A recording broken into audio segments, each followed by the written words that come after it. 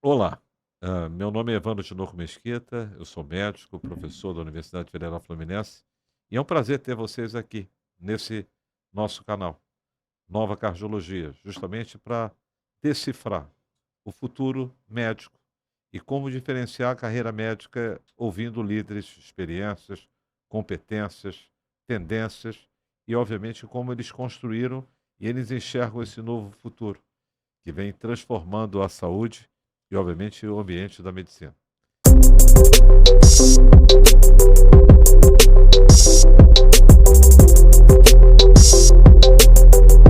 Com certeza, eu gostaria que vocês estivessem conosco nesse canal e, obviamente, assinando esse canal e aí acionem o sininho, vocês vão estar recebendo as informações e, obviamente, os nossos convidados, que seguramente farão parte dessa trajetória que nós estamos iniciando.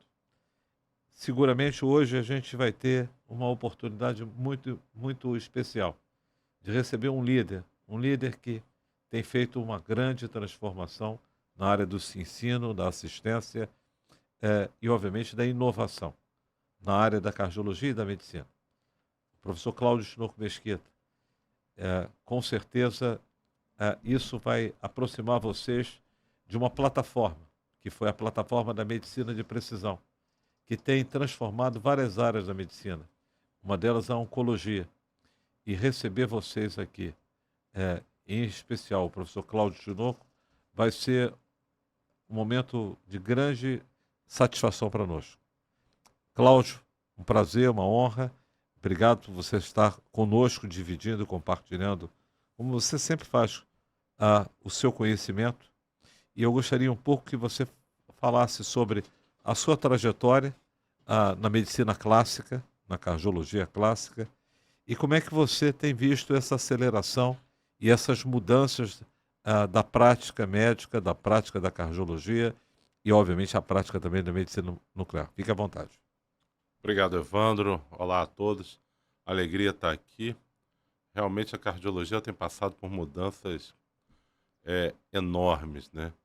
E desde que a gente teve a oportunidade de aprender cardiologia, né, na residência, durante a própria graduação médica, eu vejo uma mudança extraordinária.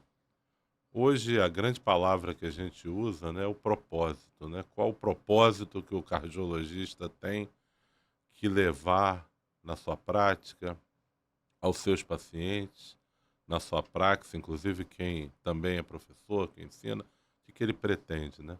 E a cardiologia hoje tem cada vez mais bem definido um propósito, não só de evitar mortes desnecessárias, de reduzir a mortalidade cardiovascular, mas também, fundamentalmente, de levar as pessoas a terem uma vida melhor, a melhorar a qualidade de vida, a gente poder agregar não só anos à vida, mas principalmente vida aos anos que a pessoa tem.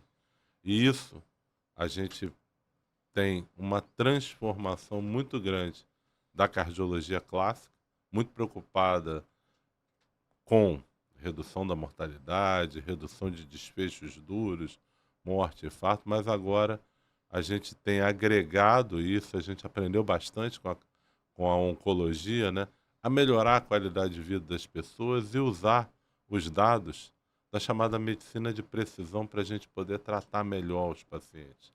Cada paciente é um paciente.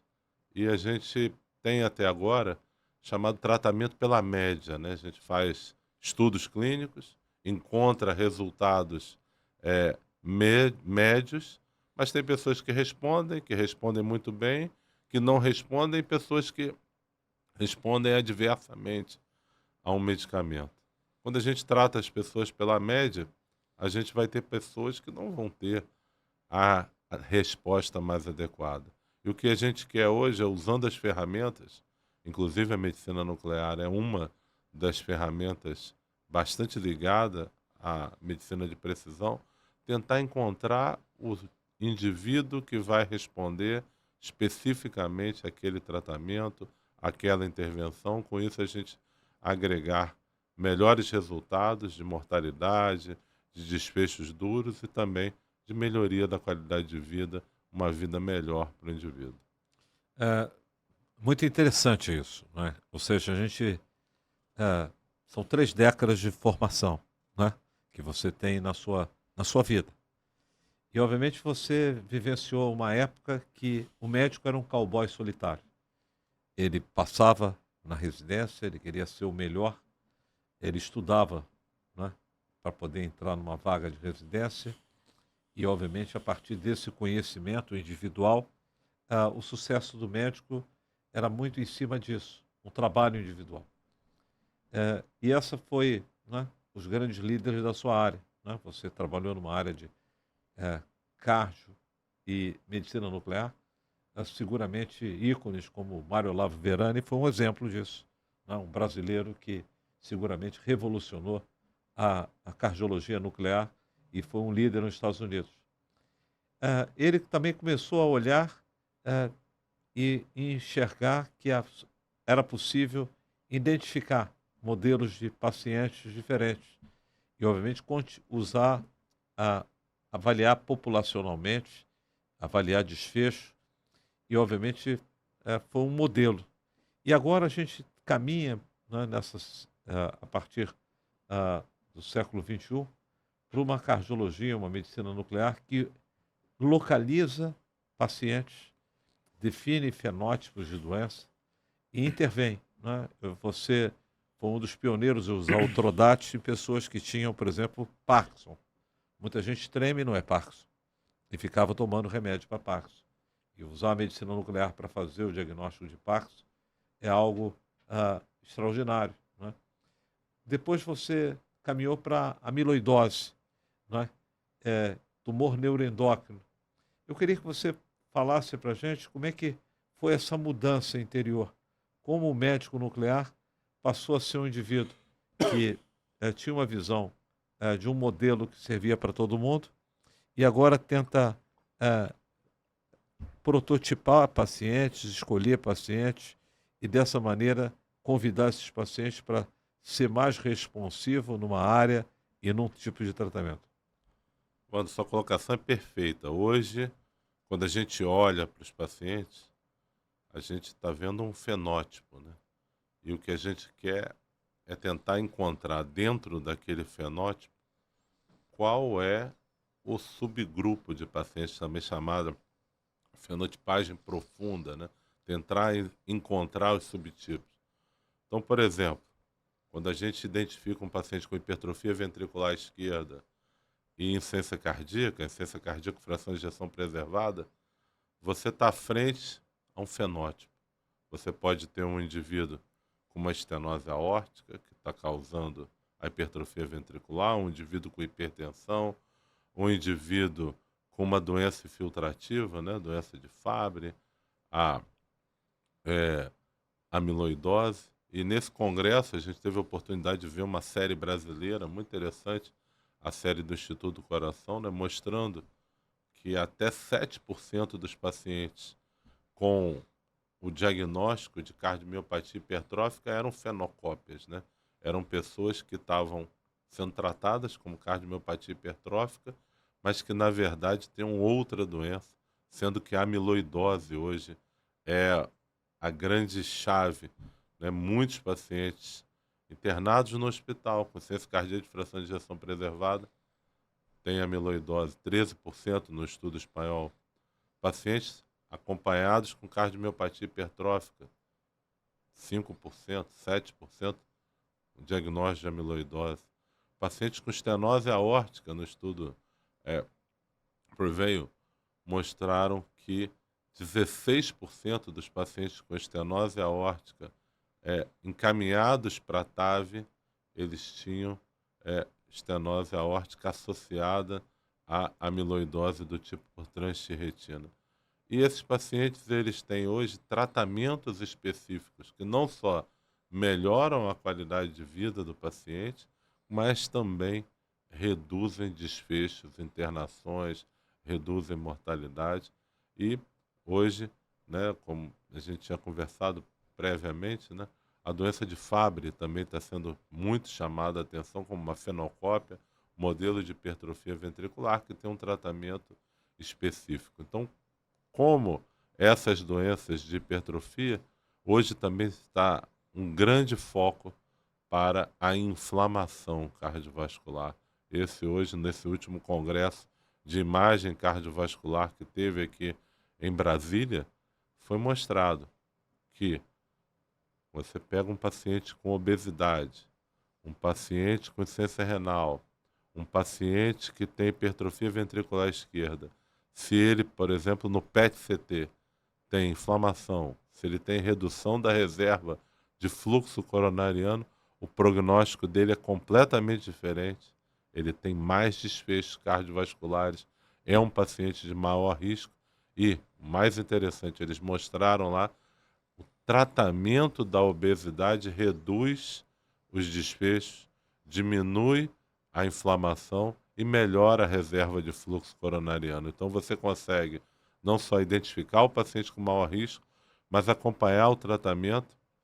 E é uma preocupação hoje do cardiologista também esses novos fatores de risco cardiovasculares, como a inflamação e a associação dela com essa pleide de fatores de risco, obesidade, diabetes, hipertensão, dislipidemia, que são grandes desencadeadores, né, da inflamação cardiovascular. Quer dizer, ou seja, a gente vai se deslocando de uma medicina que a gente via o fenômeno acontecer do ponto de vista macroscópico, né? E, obviamente, a biópsia cardíaca, o entupimento das artérias coronárias, a hipertrofia do coração, e a gente vai caminhando para uma medicina matemática. Ou seja, a gente pega um indivíduo, submete as artérias coronárias que estão aparentemente normais a um estresse vasodilatador, olha os números, né, e vê que esses números não correspondem àquilo que se esperava, ou seja, está vasodilatando menos. A gente define uma condição que é a isquemia cardíaca microvascular e, obviamente, a gente agora começa a tratar e identificar que isso pode acontecer em 40% em mulheres, né, com dor no peito, ter coronárias normais e ter uma alteração vasodilatadora. Então, essa é uma mudança. A matemática, ela é rainha e serva da ciência, ela agora entra na medicina. Quer dizer, você diria que agora nós vamos viver uma medicina em cima de apoio à matemática, ou seja, algoritmos, matemática, ciência de dados. Isso é a nova cardiologia, na sua visão, e é a grande transformação? Sem sombra de dúvidas, a gente tem os dois lados, né? Há hoje toda uma vivência e um entendimento de uma maior humanidade, do maior contato com o paciente, do entendimento do propósito, do cuidado humano, da empatia, da espiritualidade de um lado, e também é uma compreensão que a tecnologia tem ferramentas excepcionais para que a gente possa conduzir, manejar melhor os pacientes. Nesse congresso eu vi um slide muito interessante. O autor colocou lá, matemática salva vidas, né? E eu não tenho sombra de dúvidas que seja isso. A inteligência artificial é uma combinação de matemática com computação avançada e que permite que a gente tenha informações em algoritmos. Então a gente utiliza grandes bases de dados, né, chamado Big Data, para que a gente forme modelos matemáticos e a gente consiga ter fórmulas, né, de se identificar pacientes de uma maneira muito mais refinada do que só a avaliação humana. Então, juntar as informações da avaliação clínica, dos dados genéticos, dos dados da história, dos dados do exame clínico, com achados dos exames de imagem, respostas a tratamentos prévios, tudo isso hoje forma o que a gente chama da medicina de precisão, que vai permitir um tratamento personalizado dos pacientes e, com isso, melhores respostas nas intervenções e nos tratamentos. Então, acho que a gente pode, né, completarmos aqui essa primeira parte, professor, e até vou pedir as suas mensagens finais, dizendo que você hoje tem treinado os seus alunos para enxergar que o cérebro do médico ele tem que ter 3 lobos, né? Um lobo destinado à ciência biomédica, à fisiopatologia, ao conhecimento clínico, à ciência clínica. Um lobo focado no humanismo, né? E, obviamente, uma série de habilidades e soft skills, trabalho em equipe, né? E, obviamente, uma coisa nova, né? Que o senhor tem sido pioneiro, e a segunda parte da nossa conversa vai ser sobre isso, né?